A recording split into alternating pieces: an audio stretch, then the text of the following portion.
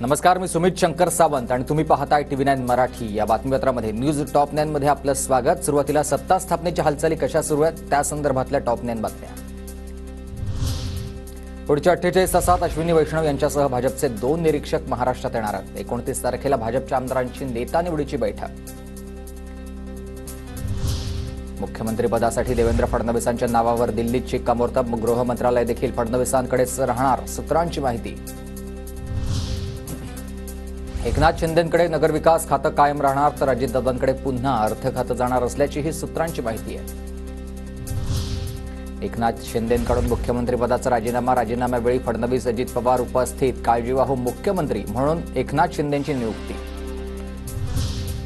एकनाथ शिंदेंना उपमुख्यमंत्री पद स्वीकारणं अवघड होईल। शिंदेंनी उपमुख्यमंत्री पद स्वीकारावं, अन्यथा केंद्रात मंत्री बनावं। रामदास आठवलेंचा एकनाथ शिंदेंना सल्ला।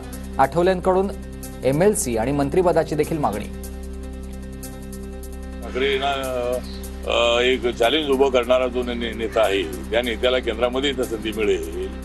माझं व्यक्तिगत असं मत आहे की याच्यातून मार्ग काढायचा असेल तर एकनाथ शिंदे साहेबांना केंद्रामध्ये मंत्री करावं। एकनाथ शिंदेंना मुख्यमंत्री पदाबाबत कोणताही शब्द दिला नव्हता असं विधान रावसाहेब दानवेंनी केलंय। दरम्यान मुख्यमंत्री पदाचा निर्णय पक्षश्रेष्ठी करतील असंही दानवे म्हणाले।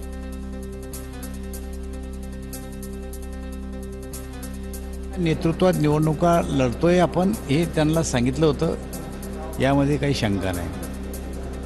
मुख्यमंत्री पदाचं तसं काही चर्चा किंवा कोणताही शब्द नाही, कोणालाच नाही, त्यांचा आम्हाला नाही, आमचं त्यांना नाही।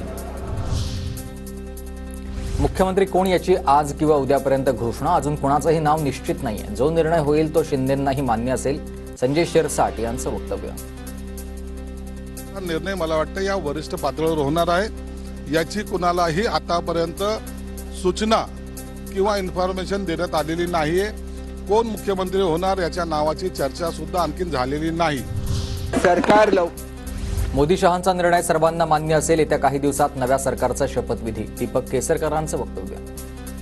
प्रत्येक कार्यकर्त्यांच्या भावना असतात की आपल्या पक्षाचा मुख्यमंत्री व्हावा, परंतु तीनही पक्षांनी स्पष्ट सांगितलेलं आहे की जो निर्णय आदरणीय मोदी साहेब आणि शहासाहेब घेतील तो सर्वांना मान्य राहील। भाजपचे 10, शिंदेंचे 6 आणि दादांचे 4 आमदार मंत्रिपदाची शपथ घेतील। दादांचे 3 आमदार कॅबिनेट तर 1 जण राज्यमंत्रीपदाची शपथ घेणार, सूत्रांची माहिती।